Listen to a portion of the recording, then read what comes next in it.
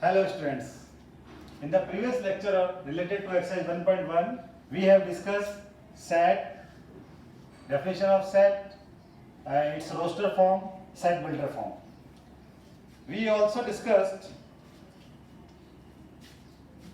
how to write the set in roster and set builder form or vice versa. Suppose we are writing the set, the letters of the word school in the roster form. So we can write like this: S C H O L. Right? If we change the order of the elements,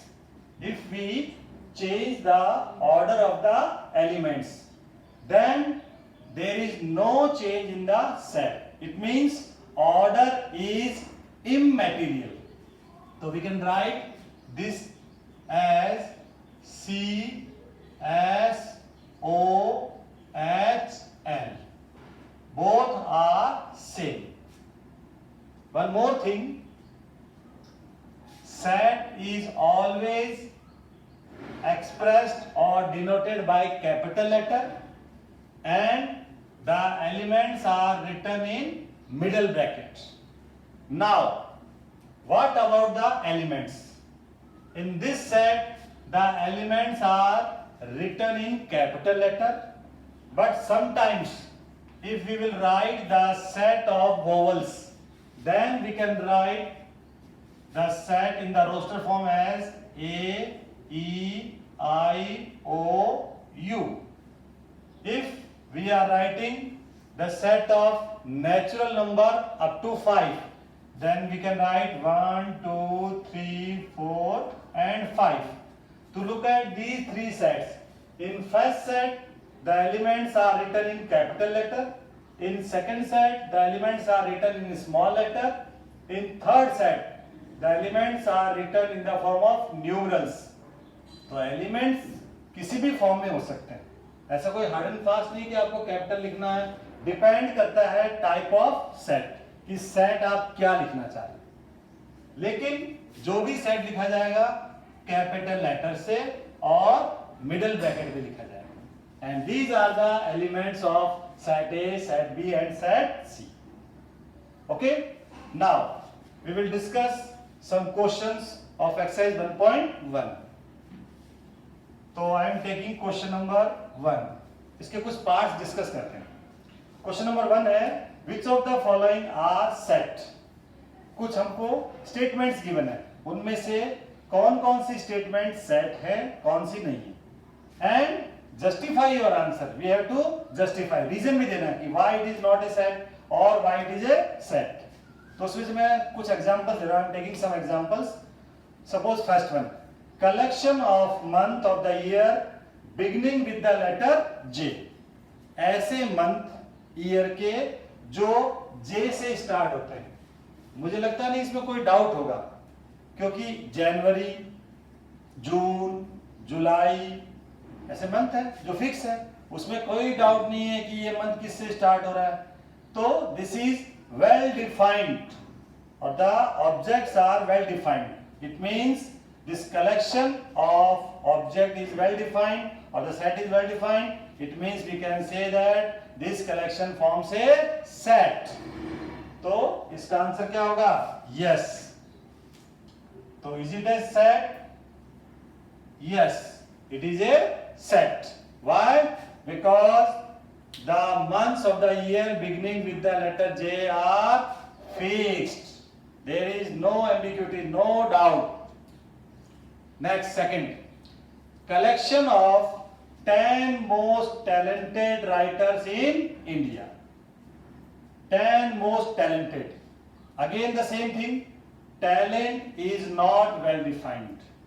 आप किसे talented बोलेंगे? जिसकी books की cell ज्यादा है, या जिसने books ज्यादा लिखी हैं, या जिसकी बुक्स को लोग ज्यादा पसंद करते हैं, या लैंग्वेज वाइज, कैसे आप बताएंगे? तो talent is not well defined, तो this is not a set. तो इसका आंसर क्या होगा? No, it is not a set. Reason भी आप लिख सकते हैं, talent is not well defined। First वाले में अगर आप रीजन लिखना चाहें, द मंथ स्टार्ट और बिगनिंग विथ लेटर जे, तो month start with J are fixed, it means it is a set. Now come to seventh, the collection of all even integer। We know that even number or even integers are the integers which are completely divisible by 2। तो जो number 2 से divide होता है वो even है। अब even आपको लिखना है तो 2, 4, 6, 8, 10। तो मुझे लगता नहीं इसमें कोई डाउट होगा, तो ये फिक्स है, ये वेल डिफाइंड है, इसलिए इसका आंसर भी क्या होगा? Yes. Why yes? Because even number की डेफिनेशन से हम इवन नंबर को आइडेंटिफाई कर सकते हैं। There is a fixed definition, and what is the definition? The number which are completely divisible by 2 are even number. Next, 9th, the collection of most dangerous animal in the world। अब dangerous जो word है ये doubtful है। किसी को सांप से भी डरने लगता है, किसी को छिपकली से डर लगता है, कोई शेर से भी लड़ सकता है, किसी को चूहे से भी डर लगता है, किसी को मच्छर से भी डर लगता है। उसके लिए मच्छर भी डेंजरस है। मच्छर काट गया, वायरल हो गया, हॉस्पिटलाइज हो गया डेंजर। कुछ लोग हैं जो शेर से भी लड़ लेते हैं, उनको कुछ नहीं होता, तो उनके लिए शेर भी डेंजरस नहीं है। तो the word dangerous is not well defined, it differ from person to person. तो दिस डेंजरस वर्ड, जैसे यहां टैलेंट था वैसे ही वहां dangerous word is not well defined, it differs from person to person. Okay, तो इस तरह से हम इसके बाकी पार्ट्स करेंगे। अब आइए क्वेश्चन नंबर 4। क्वेश्चन नंबर 4 जो है उसके भी हम 2-3 पार्ट डिस्कस करते हैं। उसमें लिखा है right the following sets in set builder form. उसका मैं लेता हूं फर्स्ट पार्ट। उसमें लिखा है 2, 4, 6, 8, 10। अब इनको आप देखते हैं तो ये आपको लगता है क्या है कि ये इवन नंबर्स हैं, राइट? अगर इसको हम चेंज कर दें, इसको हम लिखें अगर सपोज 2, 4, 8, 16, 32। अब क्या है ये? 2 raised to power 1, 2 raised to power 2, 2 raised to power 3, 2 raised to power 4, 2 raised to power 5। तो पहले क्या था? 2 के मल्टीपल्स। तो इसको अगर हम सेट बिल्डर फॉर्म में लिखें तो इसका जो आंसर आएगा वो आएगा x such that x, what is this, equals to 2 raised to power n। और n क्या है? Natural number. n belongs to natural number. कहां तक नेचुरल नंबर है? 1, 2, 3, 4, 5। तो n is less than equal to 5, greater than equal to 1। इसको आप ये भी लिख सकते हैं n less than equal to 5, क्योंकि यहां हमने लिख दिया नेचुरल नंबर, और नेचुरल नंबर स्टार्ट कहां से होते हैं? 1 से। तो अगर आप इसको नहीं भी लिखेंगे तो ये अंडरस्टूड है कि 1 से स्टार्ट हो रहे हैं और 5 तक है, less than equal to 5।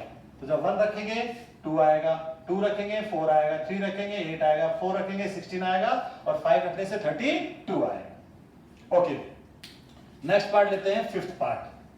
Fifth part है 1, 4, 9 और लास्ट है 100। इनको अगर आप ध्यान से देखें तो ये 1 स्क्वायर, 2 स्क्वायर, 3 स्क्वायर और लास्ट 10 स्क्वायर। तो इसको आप लिखेंगे क्या? x such that x is equal to n raised to power 2, क्योंकि ये बेस चेंज हो रहा है, पावर 2 सेम है। 1 square, 2 square, 3 square. So the power is same, that is 2. The base changes in each term. और ये change कहां से हो रहा है? 1 से लेके कहां तक? 100 तक. और ये 1 से 100 तक क्या है?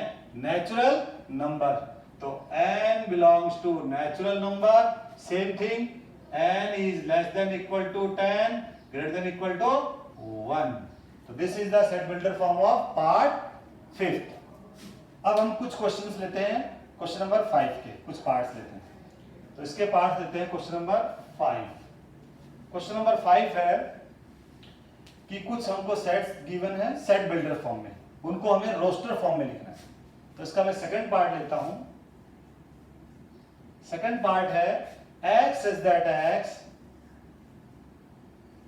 यहां सेट को कुछ नाम नहीं दिया, चाहे तो a b c लिख सकते हैं. इसमें b गिवन है तो मैं b लिख देता हूं. Right. x is that x is an integer. What is x? X is an integer. और condition x is greater than minus half and less than 9/2.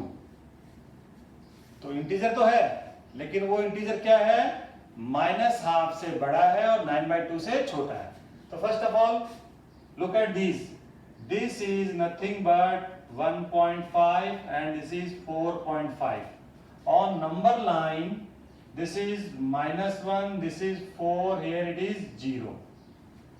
So this is 1.5. So it is here somewhere in between -1 and -2. यहाँ पर 1.5 है और यहाँ पर 4 और 5 के बीच में क्या है? 4.5. तो हमारा जो इंटीजर है, तो x क्या है? Integer in between these to. यहाँ से यहाँ तक इसके बीच में इंटीजर्स. तो आप देखिए इधर से राइट साइड में मूव करेंगे. -1, 0, देन 1, 2, 3 एंड 4. क्योंकि यहां तक आपको पहुंचना है. This is not an integer, this is not an integer, but in between these two there are so many integers. तो we have to write the integers which lies between -half and 9/2. तो इसका जो answer होगा वो होगा b equals to, सबसे पहले क्या आएगा?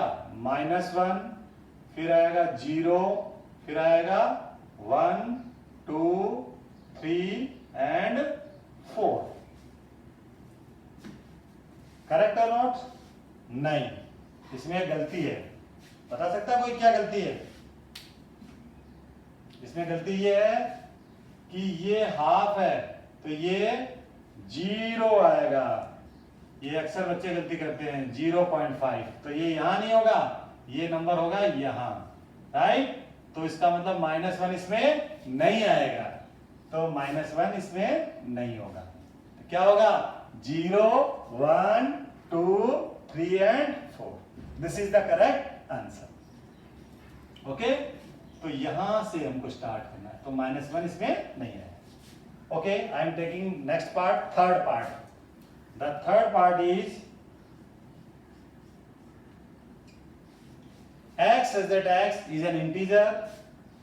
Again, x such that x is an integer. और कंडीशन भी है इसमें भी. क्या कंडीशन है?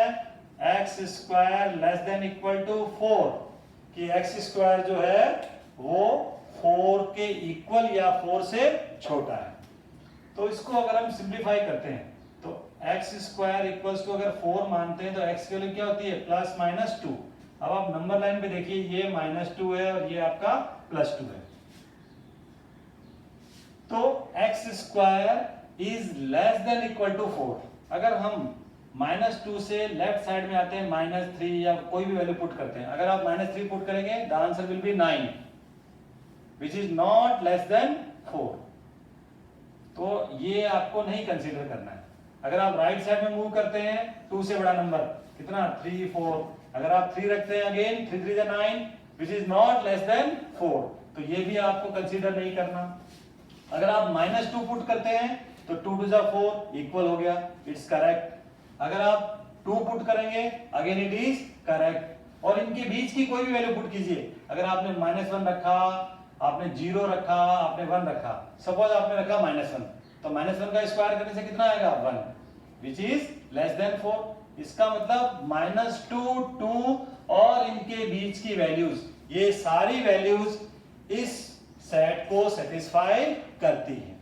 तो इसका जो आंसर आएगा सी वो क्या आएगा, इसके -2 से स्टार्ट करना, -2 भी सेटिस्फाई कर रहा है क्योंकि यहां पर इक्वल भी है, देखिए लेस देन इक्वल टू, तो -2 -1 0 1 और 2, तो ये सारी वैल्यूज हैं जो इस कंडीशन को सेटिस्फाई करती हैं। और ये सब क्या है, इंटीजर, तो x इज एन इंटीजर, ये सब इंटीजर्स हैं और इस कंडीशन को सेटिस्फाई करते हैं। तो this is the roster form of third part. Now come to sixth part. Sixth part में लिखा है x says that x is a consonant in English alphabet which precedes k. Consonant x says that, इसको हम कोई number देते हैं f, जैसे इस बुक में दे रखा है f क्वेश्चन में, x says that x is a consonant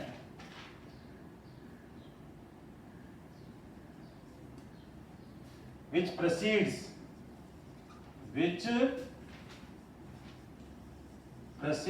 k, जो लेटर k है उससे पहले। तो वॉवल्स नहीं लेने हमको, सारे लेटर्स भी नहीं लेने, सिर्फ क्या लेने हैं, कंसोनेंट्स। तो वॉवल्स को आप छोड़ दीजिए, A E I O U, तो the rest of the letters are consonant.